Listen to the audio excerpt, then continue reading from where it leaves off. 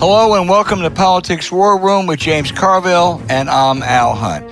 This week our guest is the former United States Deputy Secretary of the Treasury and a big wig on Wall Street, a really great financial expert, Roger Altman, the chairman of Evercore. Remember, we love taking your questions, so write into politicswarroom@gmail.com or send a tweet to @Politicon for next week's show. Now, we're going to get to as many as we can, but don't forget to tell us where you're from. Please check out the links to our recent sponsors. We thank you for supporting these sponsors because it helps make this podcast happen. Please tell your friends about us and remind them to subscribe on Apple Podcasts, Spotify, or wherever you get your podcast.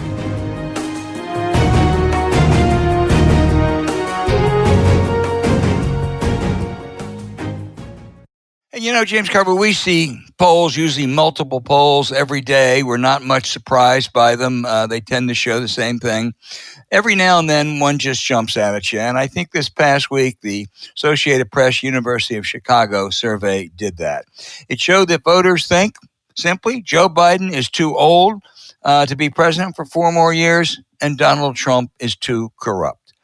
If we had the old system where leaders or bosses held sway, that had lots of problems. I'm not advocating going all the way back to that.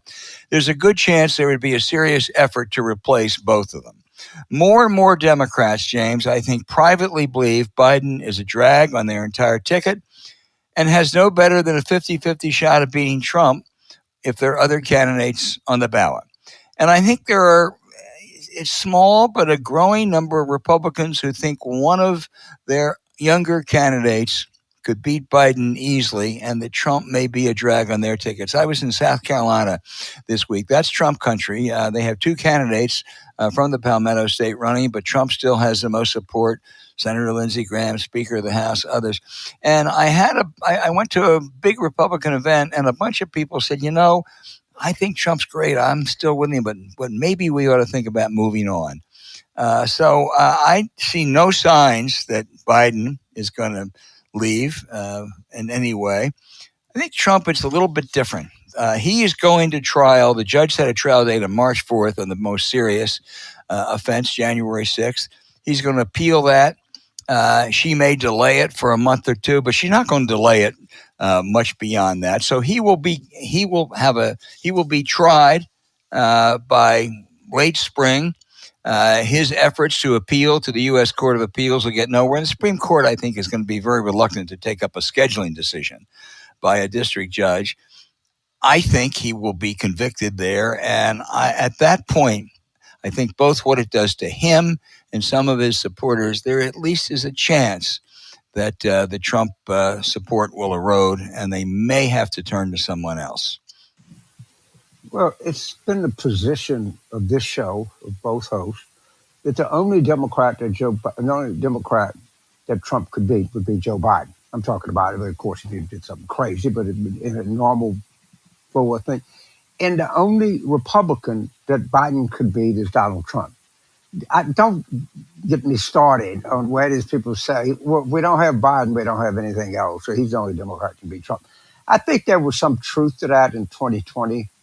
It's not. By the way, 77% of people, the whole electorate, don't want him to run for re-election. 69% of Democrats don't want him. Right. Now, this poll is not an outlier. We've had 3 or 4, maybe more polls that show essentially the same thing. But for some reason, and I don't know, I don't think anyone else does, this one hit particularly hard. And I think of course, there's going to be a spate of polls that come out after Labor Day. That's generally the kind of thought process for public polls. I wouldn't be surprised if you see the Wall Street Journal poll come out and maybe some other ones. And, of course, they're going to show the same thing, if not worse. And then people are going to get even more nervous. But I got to tell you, the reaction to this poll has been 3 times the reaction to the last 4 or 5 polls that showed exactly the same thing. Absolutely. I can't tell you why. I think people were saying, well, he's got a chance. He's talking about his economic message. Things are kind of going, the economy is going the right direction. I was talking about that with Roger. But people are getting, 77% of the people We talk about saving democracy, and when you do something that 77% of the people and 69% of the people in your own party don't want you to do, you're in some very, very, very, slippery slope. And I'll leave it at that for now. Well, you're right. And I think Democrats, up until the last couple months, rationalized, okay, he can beat Trump. Trump's going to be the nominee, and Trump's going to have a lot of baggage. And I think they're beginning to say, hey, even with all that, given Biden's weaknesses, we're not sure. But when you add the potential of Cornel West or some other flake third-party candidate, much less no labels, that changes the dynamics. And I think they're going to beat it. And when I ran into Charlie Cook, who I think is one of the wisest people I've ever known in politics, and someone said, what are the odds that Biden will be reelected? Charlie frowned and said, I hate to think about the question, but I think it's, at best 50-50. That really is, between James Carville and Charlie Cook, I am scared whatless. Well, but so if the election would be held in November, I know it's died, it's going to be held a year from November, but in the candidates of Donald Trump, the Republican, Joe Biden, Democrat, Cornel West, the Green Party, Joe Manchin, Larry Hogan, no labels. Trump would be a slight favorite in the betting market. I mean, I'm sorry. That's not. You could somebody come in as well, exaggerating to be even money. I don't know, but all I'm telling you is, when Trump goes to trial on March the 4th, 2024. The United States started living under the Constitution, remember this, on March 4th, 1789. If Trump is reelected, this is the end of the freaking Constitution. Are you really going to take this risk? Are you really, are you going to do something that 69% of the people in your own party don't want you to do? You got to think about this. One thing to say is totally correct. His record is spectacular. By any measure, he deserves re-election by economic performance, by foreign policy performance, the most ethical administration I can remember. So, one of the most talented cabinets I've seen, and included Clinton and Obama in there. Certainly, by every metric that you judge somebody for re-election, he passes for flying colors, except for one. But, that's other than that, Ms. Lincoln, how was the play? Absolutely. James, two bits of good news. One that just came in, that a federal judge has found that Rudy Giuliani, defamed those Georgia election workers and ordered sanctions against him. Rudy's going to be in bankruptcy court pretty soon if Donald Trump doesn't bail him out. Couldn't happen to a more deserving guy. Second thing, I'll give you one bit of good news for Democrats and Biden, and that is that the administration has put 10 drugs, very expensive drugs, that Medicare will start negotiating the price. It won't be till 2026. But it's a big deal, and Republicans, probably many of whom are on Big Pharma's payroll, Republican strategists, say, let's fight this. I want to tell you, if I am the White House or I'm Chuck Schumer or Hakeem Jeffries, bring it on. Fight us on this issue. There are very few issues that are bigger winners for Democrats than lowering expensive drug prices. So this is my question. I'm confess my ignorance on this subject. So if I go, my insurance covers almost all of it, whatever. Does Medicare buy these drugs cheaper, or does it translate to the actual person buying the drug? Well, no, it translates because it's what Medicare will pay. And so therefore, if I'm paying $250 a month, it's probably more than that for Eliquis. Okay, all right, let's say you're paying $300 a month right now. And you're on Medicare. Or you're not. You're just a guy. I'm on Medicare. Okay, you're on Medicare. Okay, how does it translate? They negotiate a price and say, I'm sorry, we're only going to pay $200 a month for this. Okay. Medicare is the biggest customer. They can't just say, screw you, because they lose a lot of business. So that translates into me paying lower drug prices. But we'll talk about it on the phone. But if Medicare pays $200 or $300 and I get the drug, where do I see the benefit? Because Medicare is saying, right now, Eliquis, I don't know, I forget. Okay. But they charge you, let's say, $300 a month for us a month's supply of Eliquis. And Medicare says, I'm sorry, and Medicare pays that, or pays, 90% of it. Medicare says, I'm sorry. That's just too much. We're going to negotiate. We have negotiating power because we're a big customer. Right. And we're going to take it down to $200, which means that's what they have to charge me. But okay, I don't want to belabor this. If Medicare pays $290 or $190, I don't know. I don't see the. Of course, it saves Medicare money. Of course, these drug companies are banned. Of course, it's 100% the right thing to do. But I don't see. Somebody will explain it to me. But how it puts money in the average guy's pocket. Because I pay less. I pay less than for that drug. Because I'm covered by Medicare, and Medicare says I'm only going to cover X.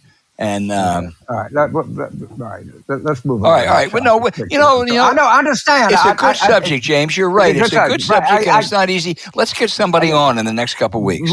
Right. They can explain it. That's all. I agree. I think it's great. I think it's stunning. I think it's an achievement of the first order. I just want somebody to explain to me how much. I'm all for that. How much a guy of 72-year-old saves? That's all. No, we'll get somebody on. We'll do that. All right, great. Yeah.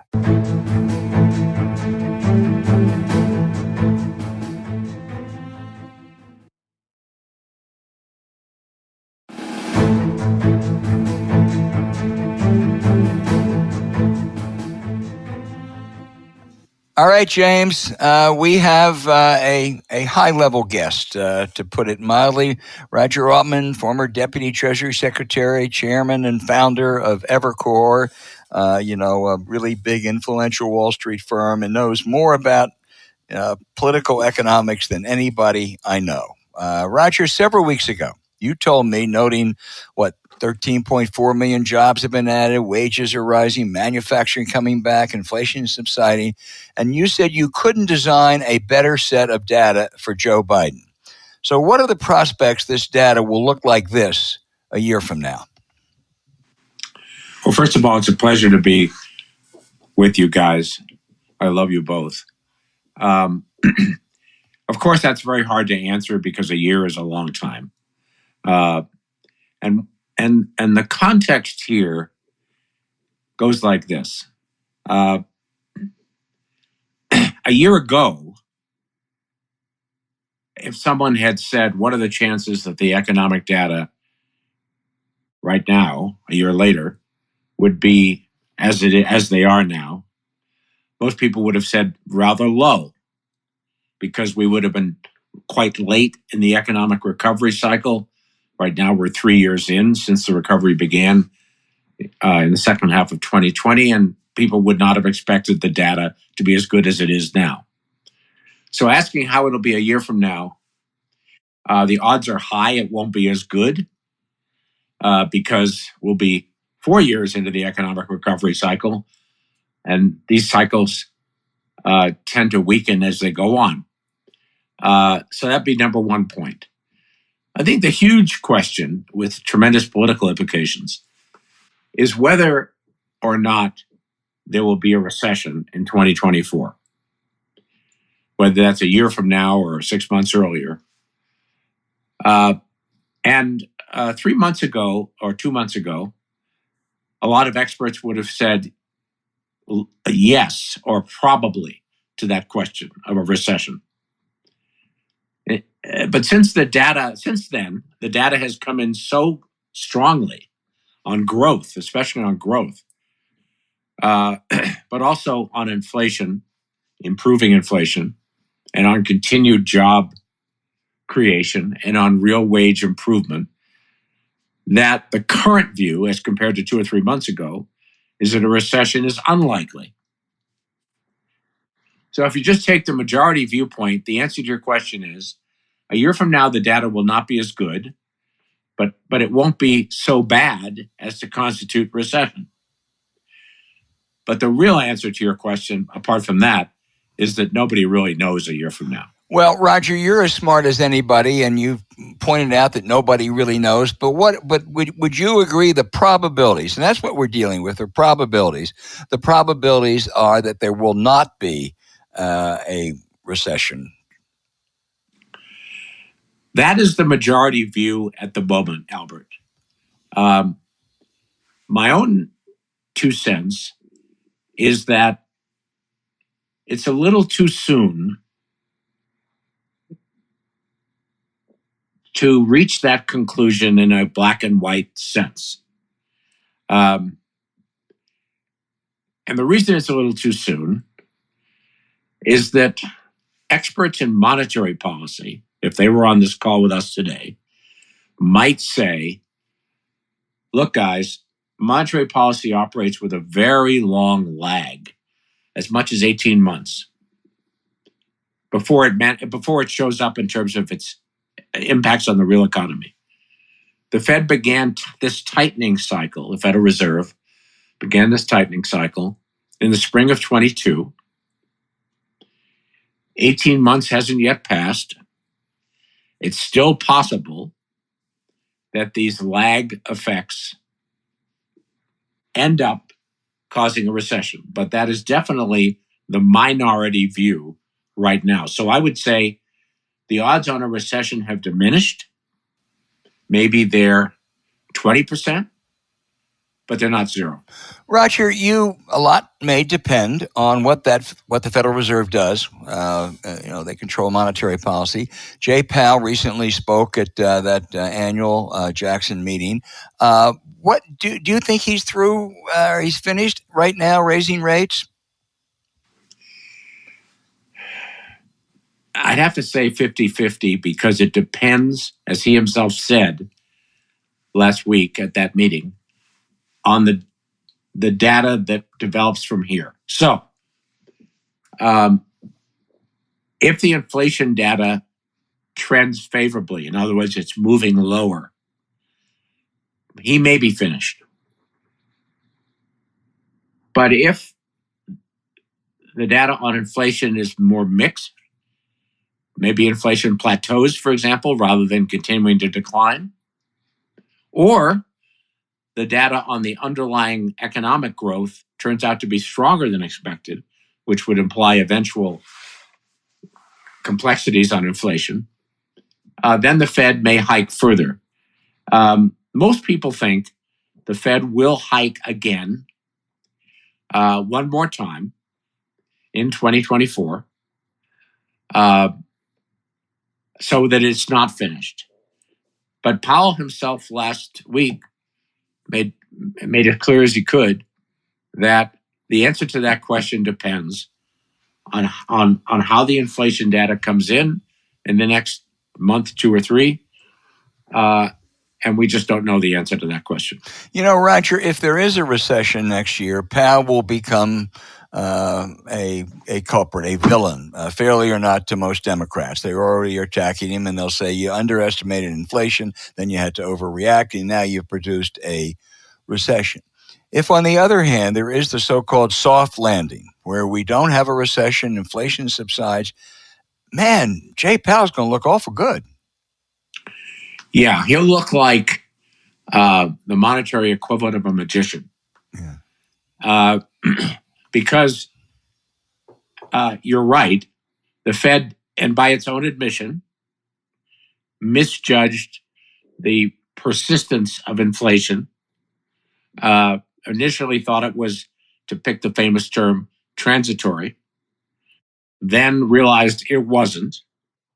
It was more deep-seated, and then rushed to catch up to fight it, which resulted in the fastest cycle of monetary tightening in 40 years. So if he does that, tightens that quickly, and that much, and still avoids a recession, it'll be one step short of miraculous. But at the moment, the chances for that miraculous outcome seem pretty good. As I said, maybe they're 80-20. But you're quite right in your assessment. If he pulls that off, it's remarkable. And if we, on the other hand, end up with a recession, he's going to be vilified in many quarters. Yeah, for me, there's no getting around the fact that the Fed blew it in the early going, and they've admitted that. Mm-hmm. For me, it's a little bit, it's different, but it's also a little bit of deja vu with Paul Volcker. Paul Volcker in 1982 was one of the most unpopular people in America, particularly among Republicans, but among everybody. Tip O'Neill to Ronald Reagan. By 1984, with the economy mourning in America, Paul Volcker was a great, and history has been incredibly kind to Paul Volcker. Jay Powell should wish for half as good. Agree. But the problem that Volcker faced, in fairness, was much bigger Right. than the one that Powell has faced. Volcker faced double-digit inflation. And with high unemployment. Yes, and a period of double-digit inflation and high unemployment called stagflation by many, which had persisted for quite a while before Volcker was parachuted into the Federal Reserve. So he not only faced a more difficult problem just in terms of headline inflation, but it had persisted for quite a bit longer. And therefore, both because of the level of inflation and the length over which it had persisted, his job was vastly harder than the one Powell has, even though Powell's is not easy. Right. I mean, Volcker, in my view, deserves the demigod status that he now has posthumously. And I hope when the historical reviews come in on Jimmy Carter, they will point out that it was Jimmy Carter who appointed Paul Volcker, which was a pretty gutsy appointment, even if he didn't expect him to be as tough as he was. Let me turn it over to John Maynard Carville. Yeah. Well, thank you. For trying to get a few. You can ask a few questions here. So Roger, I follow the business press, but I get up, I read the Times business section, did scan the Journal, Bloomberg Business Week. I follow a site called Calculated Risk. I started following them during the housing crisis, and I finally got a lot of good links. But the Times and Journal, particularly Business Week, are just relentlessly negative. And it's almost like when these good numbers come in, these financial journalists actually get mad about it. I'm misreading this, but they keep insisting it's going to go to hell in a handbasket, and it doesn't. Well, the jobs number was good, but that just means that they're going to raise interest rates. I think you're right.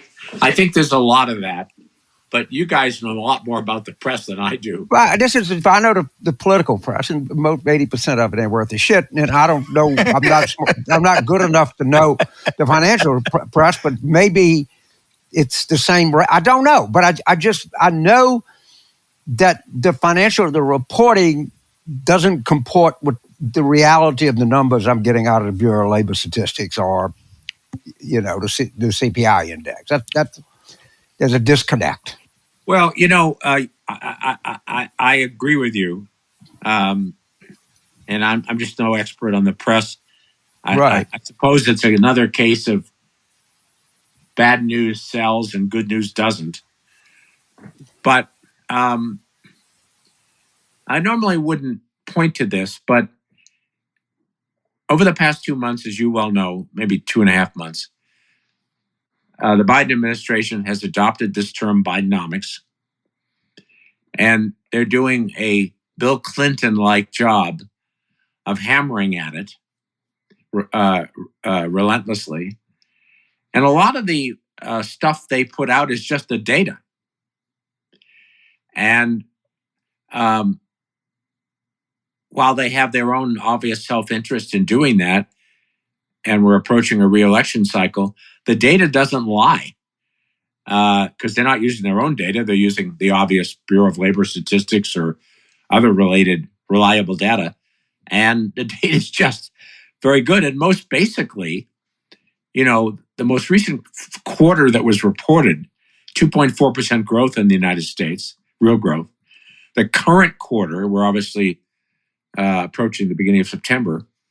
So about 2 months of the quarter behind us is running around 3%, although that could change between now and the end of the quarter. And that is just remarkable this late in this recovery cycle.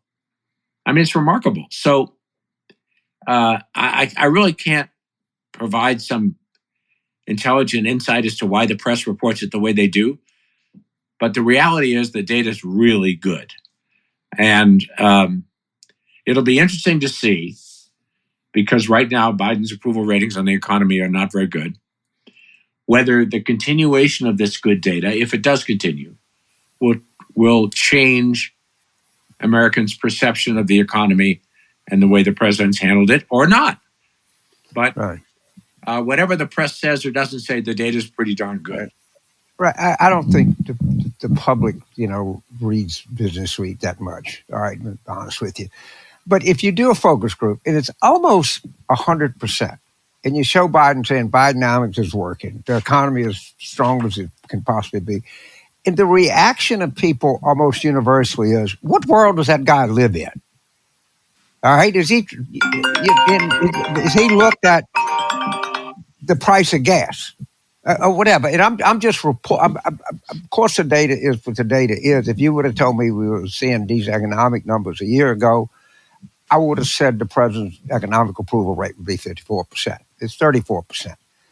But I got to tell you, from out there, for some reason, there's this massive resistance from the public to believe this. And I don't have a very good idea of how it would change if I were them. And, they say Bidenomics, and people say, well, the guy's got a, 41% approval rating. Why you're putting your name on it, as opposed to common sense. I don't know. It's an enormously vexing problem. That's all. Well, why don't we talk about that a minute? Yeah. Okay, good. Some people that I respect, and these are economists types, say the following. Let's see what you think of it, James. They say, yes, we came through a period of high inflation. Right. And during that period, real wages, meaning month after month wages after deducting inflation, were going down because inflation was so high. Now that we've turned a corner in the last roughly 3 months, and real wages are going up because the rate of wage gain is now outpacing the rate of inflation. Inflation having fallen. Although, by the way, it's marginally positive. It's not positive by a lot. And therefore, these people say, people's memories are long. They're not following the data month after month. They're still under these, they still see and feel that inflation is high. And maybe, and they say retail gasoline prices have an outsized effect on people's perceptions of inflation. And in the last month or so, gas prices have gone up again. Right. So therefore, in the popular mentality, so to speak, voters and other Americans still think that inflation is running very high. Right. That's the explanation I keep hearing. And if they gave me that explanation, I would say every fact that you've given me is undoubtedly true.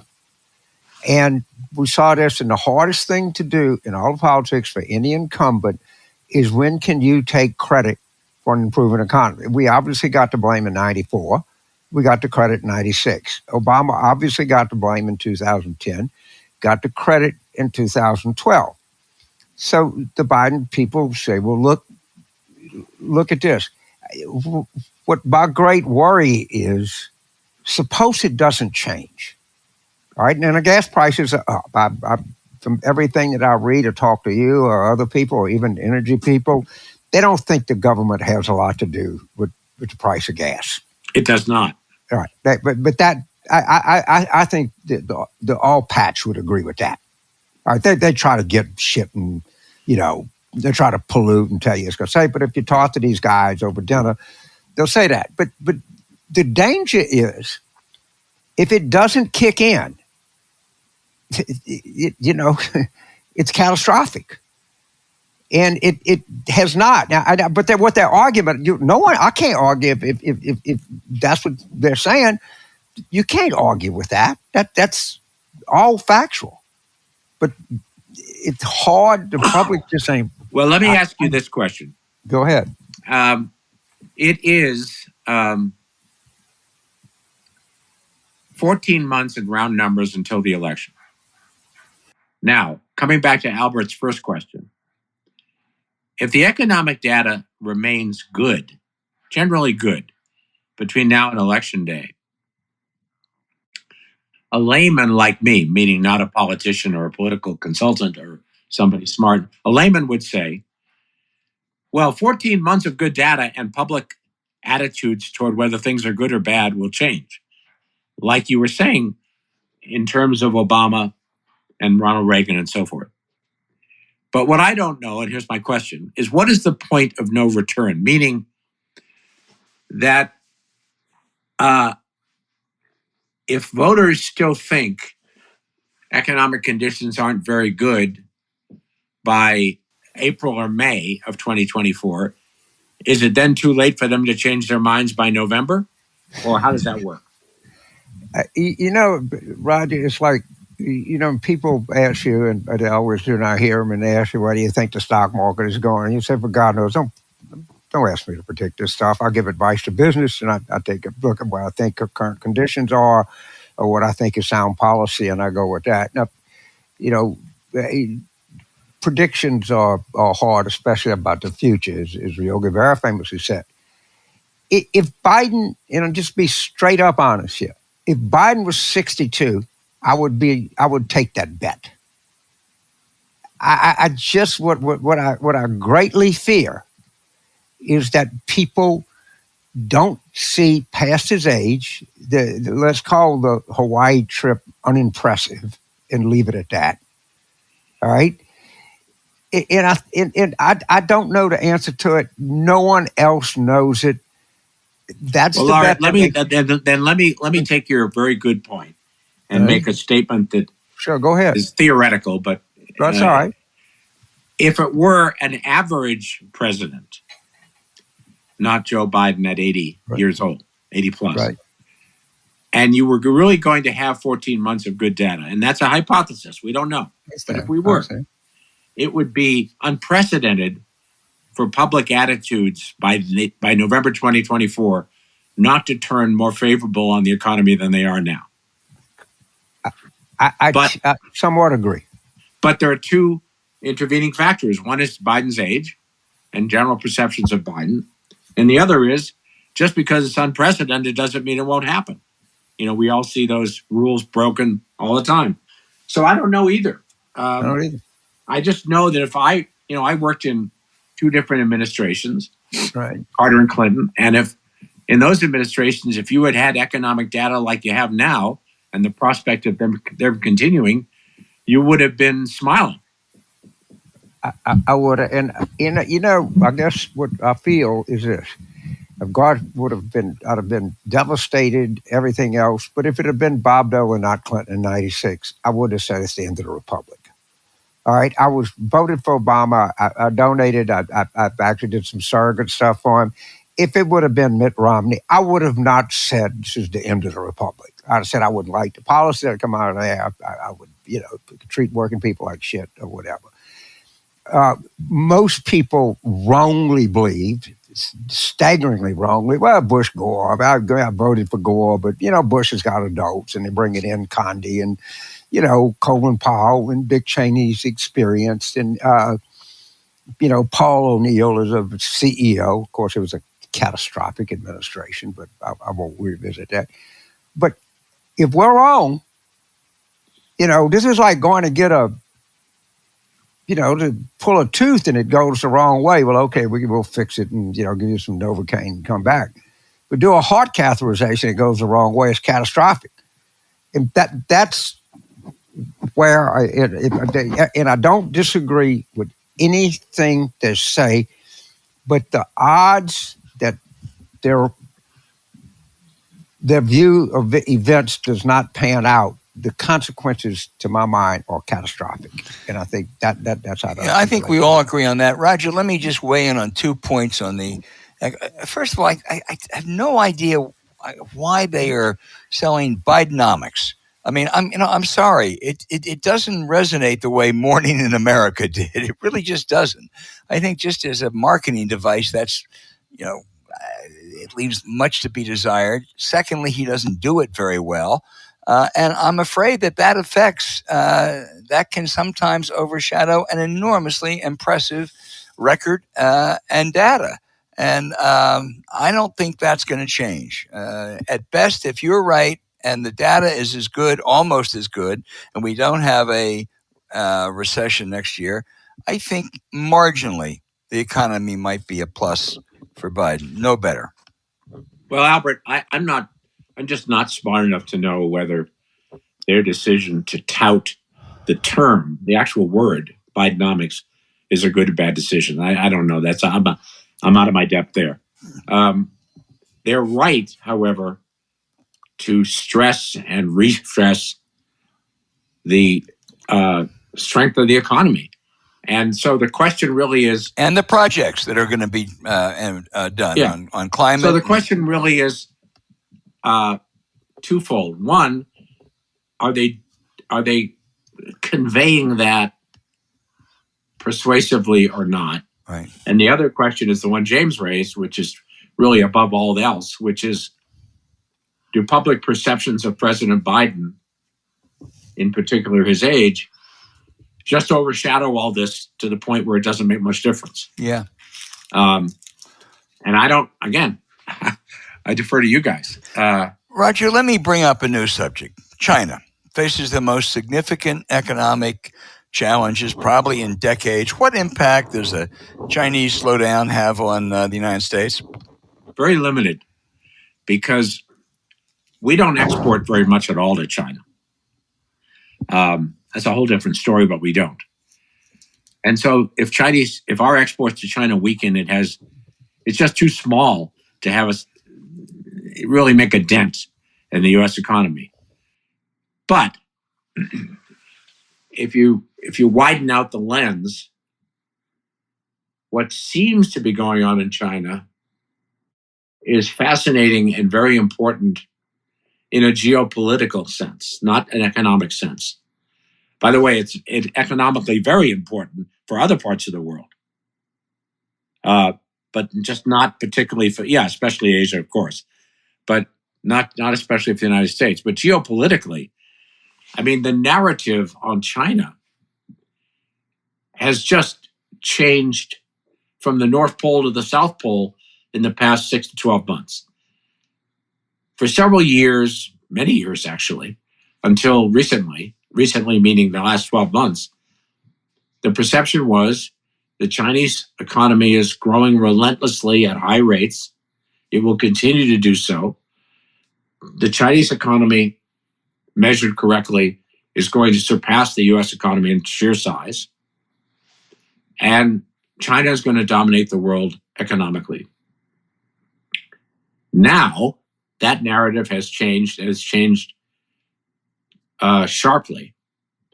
And the current narrative is China's facing tremendous demographic and economic problems. The Chinese golden era, economically speaking, is over. China's not going to surpass the United States in terms of sheer size of its economy. And wow, China's really, at so many different levels, deeply challenged. I must say, the data on demography, on so many different aspects of the Chinese economy, does seem to support this new narrative. And I would point out a good piece in the current issue of Foreign Affairs magazine by Adam Posen about this. But the answer to your question is not much impact on the U.S. economy. In fact, negligible, but very, very dramatic impacts geopolitically and on Asia. Yeah. Roger, you can't you can't say, and you know more than almost anyone I know, what the economy is going to look like a year from now.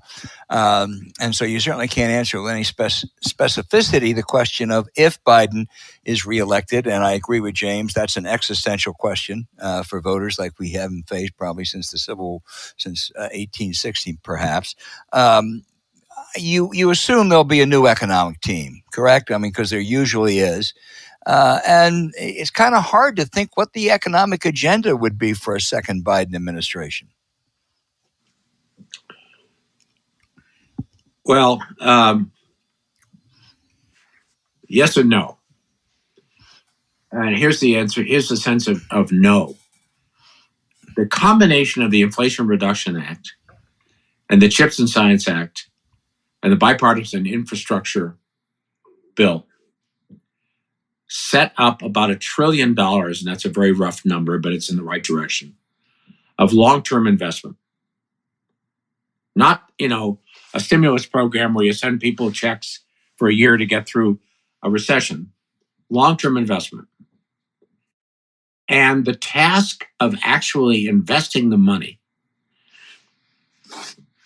is enormous. And that is a many years task. I mean, everybody knows, I'll quote President Obama, who after learning the hard way said there's no such thing as a shovel-ready project, unquote. And what he meant was, you can talk about putting shovels into the ground the day after you sign the bill, but that's fanciful thinking. It takes a year or two before you can really get these projects started, repairing the bridge, repairing the tunnel, etc.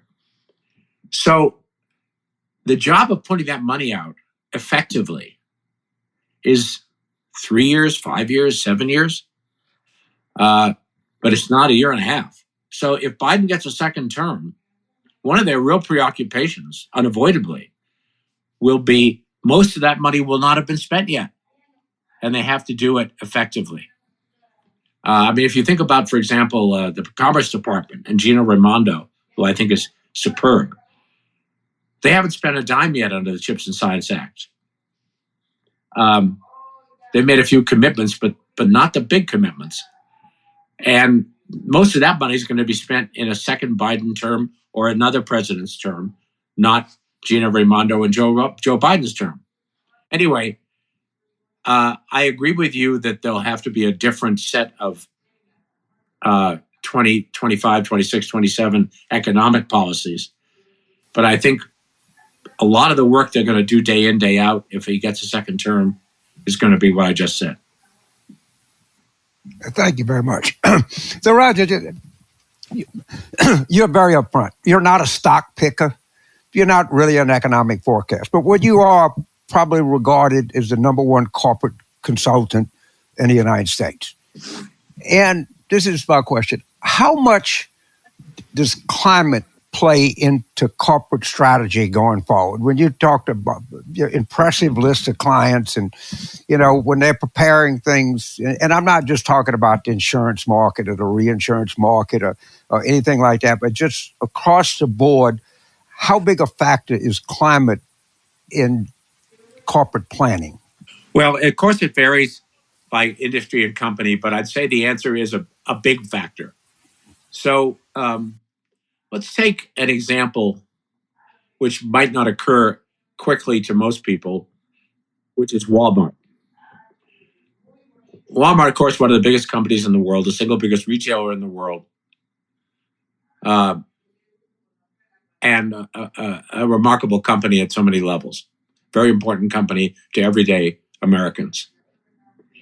Walmart has, to its credit, over the last, 10 years, maybe more, really focused on reducing its carbon footprint in terms of the packaging of products it sells, the delivery systems, and the related vehicles and so forth, and so much across the company. And they've done that, I think, number one, because they believe it's the right thing to do, but secondly, they think it's good business. And Walmart, in my opinion, this is just me, has gone from being seen 5 years ago, 8 years ago, as a bit of a predatory company to being seen as a leader.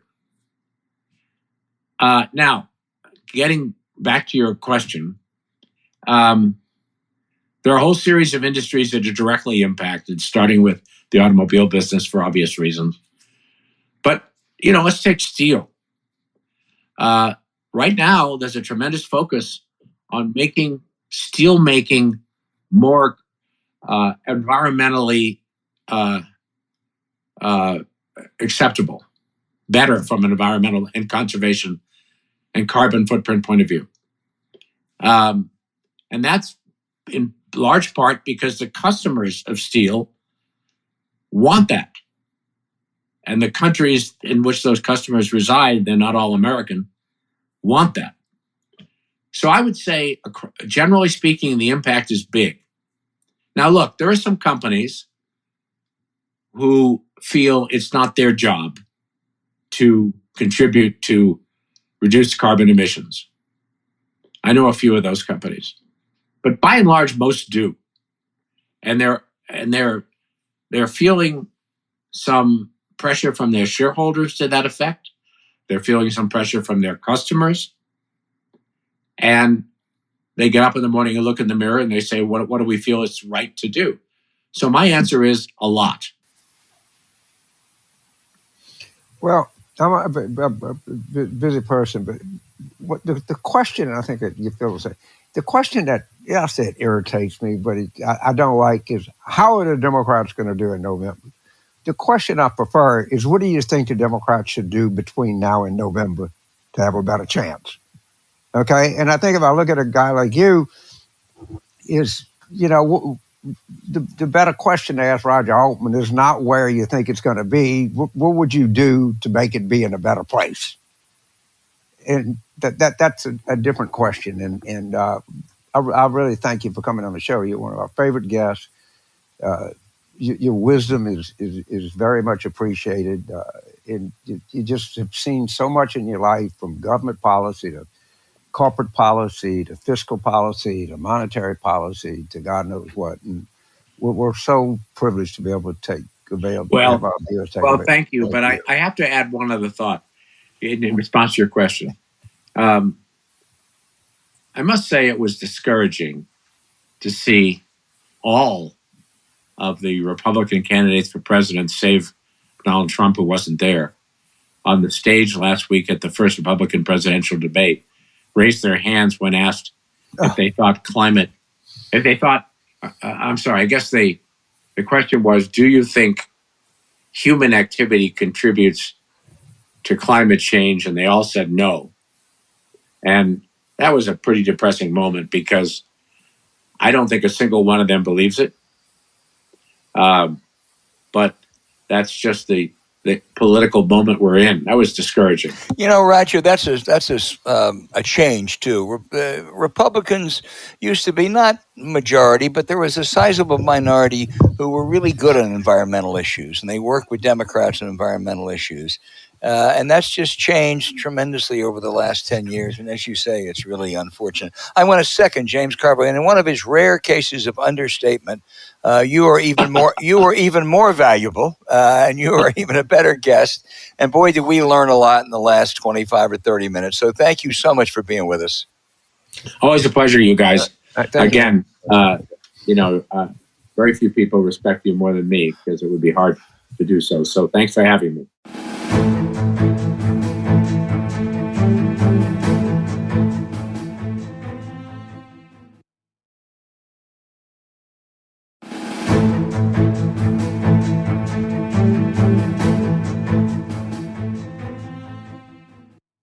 All right, now for the outrage of the week. James, this is really unbelievable. There are a number of Georgia right-wing Republican legislators who are trying to oust Fani Willis, the Fulton County District Attorney. It's not going to succeed, I think, but what's their rationale? Well, there's really kind of two if you look at it carefully. First, you can't ignore the fact she's black.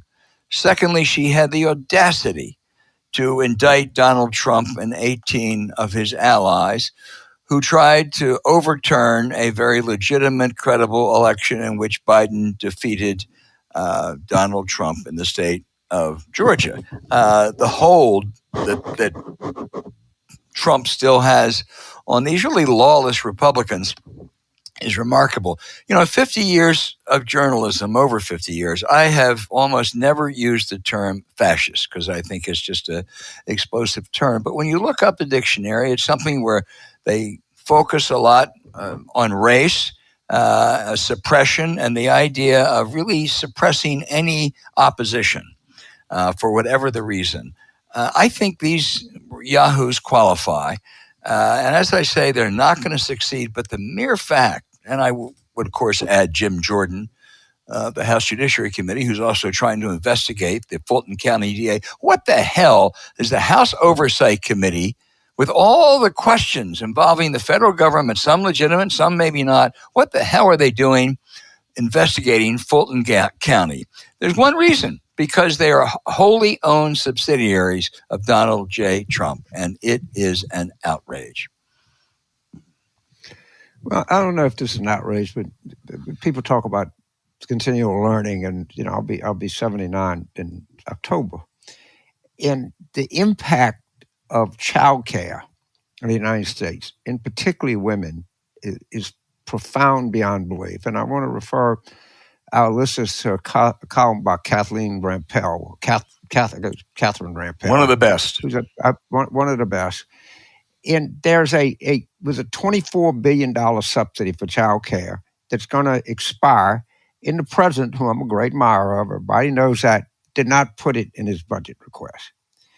So my own personal story, my daughter is a graduate student at LSU. If you are anywhere around a university and you can get your child in university-run childcare, I don't care where it is, it could be at Harvard or it could be at Southern Mississippi, all right? The people, it's affordable. The people that are there are people that teach early childhood development, the people that take care of children or students. It's staggeringly diverse and not just in the black-white diversity, but clearly Colombian, Iranian, Indonesian, Korean, Nigerian, you name it, diversity, which is where it is. It's really affordable. They hide them on campus where they're hard to find. You have to have 2 codes to even get in there. Every child's bed or whatever they own is on rollers, so if they have to, they can get them out of there. If you, James Carville, you can make a call and get your grandson in LSU daycare. Great. Not many fucking people can do that. And they talk about labor shortages and they talk about childhood development. The one of the best proposals I have ever seen was Elizabeth Warren. I totally agree with her. There should be federally supervised, funded, standardized daycare.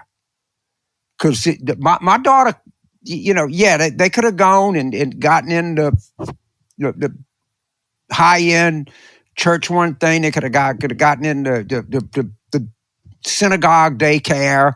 You pay shit. Like you're going to an exclusive hospital to get in that really good daycare. And I'm telling you, I think the administration has made a mistake. I think daycare is an essential societal issue. I think it's an essential economic issue. And I really never thought about it until I had a grandchild. And my daughter was like, Daddy, and she never asked me she's very independent minded. Her husband are they're kind of adamant that we don't pay for anything. She said, Daddy, you got to get Liam in Well, James, let me tell you, as a 5-year veteran of being a grandchild, one of the best things that has happened to me economically is Kai this week started kindergarten, public school kindergarten in Montgomery County, because I made a deal with my daughter, as you are probably in the process of making, that I'll pay for childcare. I'm glad I made that deal. It was good for her, it was good for Kai, and it was good for me. But I want to tell you, it did not help my bank account. It was so damn expensive. And we can afford it. but there are a lot of people who can. So I could not agree with you and Catherine Rampell more. Absolutely. Well, for because of circumstances, I didn't even have to pay. She's a graduate student. Her husband is, a GS-13 equivalent in the federal government.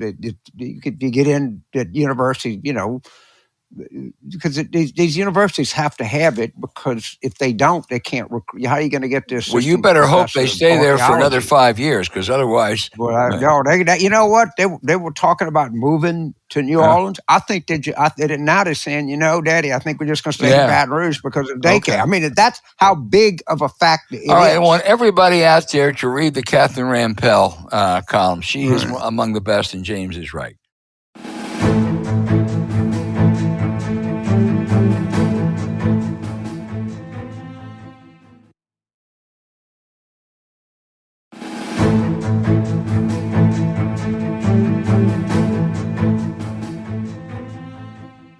Now, for always a highlight, our listener questions. Rick in Shoreham, New York, says, James, Trump's rhetoric, behavior, and ability to play the media like a violin has changed the game. Ann Kohler, a right-wing commentator in a New York Times opinion piece, said the only thing keeping him afloat is the mainstream media's inability to refrain from showering him with attention. I agree with her, Rick says. Media coverage is his oxygen. Is there any way to stop it and suffocate the beast? Again, you're the expert. You spent, a lot of time in the national media, as much as anyone. Your wife, your journalism is the passion of your family. I don't know how you don't cover it. I understand what people are saying. Maybe there's, they fact check in real time. I don't know how you can have any more. They chronicled the number of lies. They did in the 2016 coverage, particularly by the New York Times, was utterly abysmal. It wasn't abysmal, it was criminal. All right, let's just call it what it was. But, since then, they devoted time to it. People know. They know who Trump is, and there's some people, for complicated reasons, maybe we should get Ron Brownstein on. I think his work, somebody that follows this to maybe explore why. But I clearly blame the media. I mean, overwhelmingly blame the media for 2016. After that, much less so. Well, I want to say cover him. You got to cover him. Cover him when he's news, but don't cover him on his terms. And I already see cable news falling in to that trap. When he makes an absurd charge against a judge or a prosecutor for the fifth time, I'm sorry, you don't have to put that on the air. It's not news.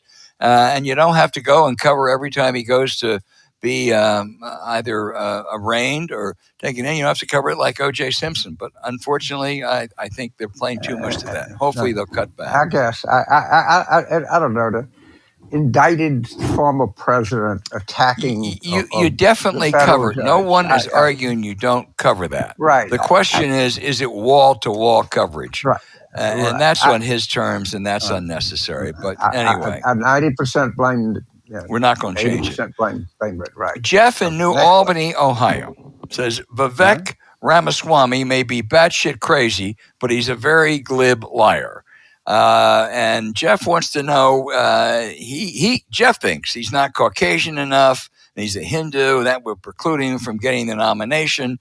What do you think? I think Vivek Ramaswamy is Herman Cain, 2023. He is glib. I thought in that debate he got the way you take over debates. He did that rather effectively. There ain't much there. Some of the stuff he said is not only crazy, it is, as you say, Jeff, batshit crazy.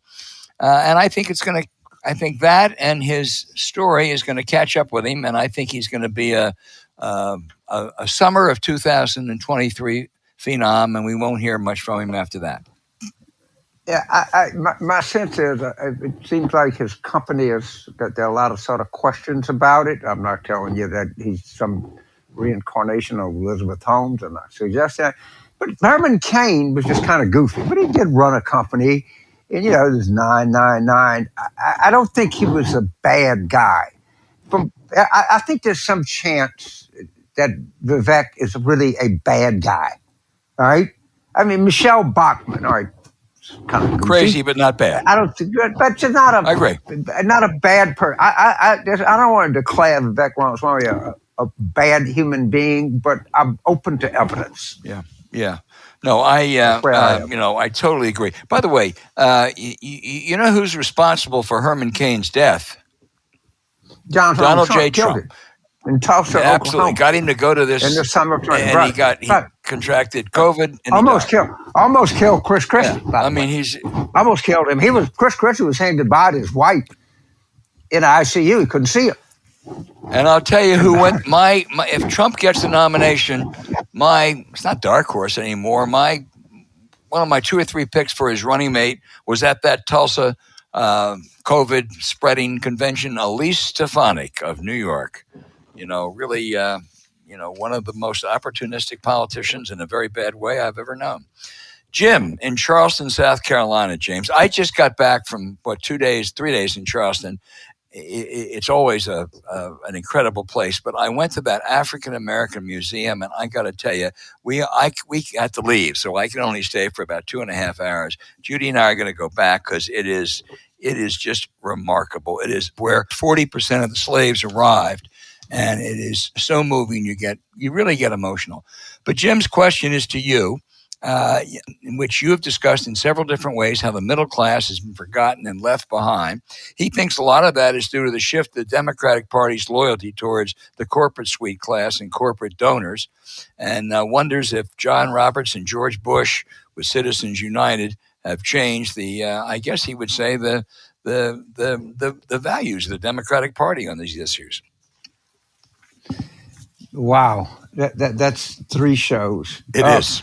I clearly think a problem that Democrats got tagged with, and I think somewhat justifiably, was cultural and metropolitan arrogance. And I'll give Stan and I talked about this earlier, that this was a kind of danger.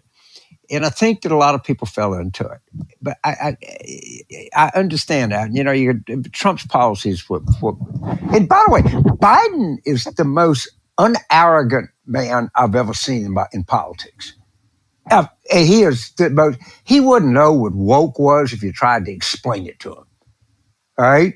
He never uses that bullshit language. All right? He never talks down to state school people. He never, of course, he went to Delaware, I'm sure, but he doesn't do those snarky shit I've heard through all of my professional career that other people hear too. That things are not said in a vacuum. And it's built up over a period of time. I do think that they are, they do. And by the way, all of this cultural, the woke was 90 minutes into the Republican debate. This was an idiotic thing with an even more idiotic response. Yeah, it sure was. And I think that a lot of Democrats, I think, have learned their lesson. The guy that I've become interested in, I'll just say it out loud, is Chris Murphy. And there's a good piece on this rich man north of Richmond, which was a really cultural touchstone. And of course, the Republicans tried to use it. And the guy who lives in rural Virginia said, I don't like those people either. Yeah. He was trying to say we got to get Chris Murphy on the show. We do. When I go through my people of all the talent in the Democratic Party, I want to apologize to Chris Murphy. He's in the top tier. We're gonna of talent. We're gonna go for him. I hope you're listening, Senator. John in Chicago says, "Do you think a possible debate between Governor Newsom, California, and Governor DeSantis of Florida is an insult to President Biden?" I don't. The White House has privately complained about that possibility, saying that Newsom is really trying to build support for himself for a presidential run. I don't get it. I don't get why that bothers Joe Biden.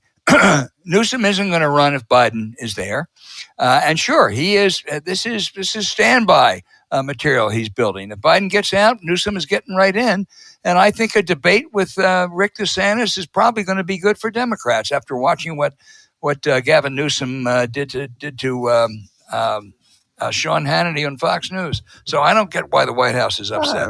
I completely get why they're upset. First of all, Newsom is going to kick the shit out of Ron DeSantis. That's not going. Just like he kicked the shit out of Sean Hannity. And the one thing as great a guy as Biden is, and he doesn't know this, and blah, blah, blah, he can't debate. And people are, and their great fear is these polls start coming back after Labor Day that are as horrible as the AP University of Chicago poll. And people say, look at that guy. I completely understand why they're they panicked. know that anyway. It doesn't take a debate for that to come through. But if they do that, it'll be somewhat of a profile. It'll be a high profile event, and he's going to beat Ron DeSantis' ass so bad he won't know what hit him. He won't know what the fuck hit him. And if I were in the White House, I would be mortified by this event. I completely understand. The White House has a lot more things to be mortified about than a Gavin Newsom and Ron DeSantis debate. Anyway, John in Sonoma is a questioner almost every week, and he's good. He says the future of America and the world rests, James, on the shoulders of millennials. They clearly see the horrors of climate change, abortion denial, and et cetera. What issues should be the Democrats' top issues as they appeal to millennials? Get someone with some frickin' energy on the ticket. The country goes through these things. I mean, look, Johnson was a far more accomplished president than John Kennedy was. By far. Wasn't even close. John Kennedy is more remembered and more consequential because it signaled a shift in the direction of the United States. You could say the same thing is true about Reagan. They might not like it, but it signals shifts. Clearly, the same thing is true about Clinton. Same thing was true about Obama. And it's just the nature. It's human nature. Whether the new is better than the old, we could argue that forever. People are looking for something different. I just can't. It's evident to anybody, and it's not arguable. Again, you go back and you say, look at everything Lyndon Johnson did, and look at everything that John F. Kennedy didn't do. Yet, for some reason, it was Camelot. I don't know. James, I would remind you there also was little something called the Vietnam War, which I think may have affected Johnson's standing. It wouldn't have been a Vietnam War. It still wouldn't have been any comparison. Well, it's just things happen. I'm not sure of that. The Vietnam War certainly was a huge factor. Anyway, Vince in Garden City says this is in keeping with what we're talking about, that James said Biden, as you guys say, is a bit of a disadvantage. He's so old. Would it be a good idea if Biden announces simply today, I'll debate any presidential candidate except Trump, who's a liar and has attacked our democracy? Well, that would be stupid. Yeah, sure would be. Because he's going to debate Chris Christie? Yeah. You'd think stupider than that. I don't mean to. Vince, you're a good listener, but James is right. It's a dumb question. I mean, and you can imagine what Trump would say. You're afraid of me. Hey, listen, these questions are good. They're really good every week. I wish we got to more, but please send them in again next week, and we'll try to get to them then.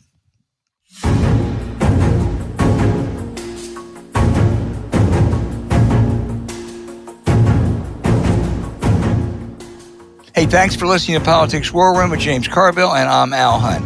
Don't forget to send your questions for us by email to politicswarroom@gmail.com or tweet them for next week's show @Politicon.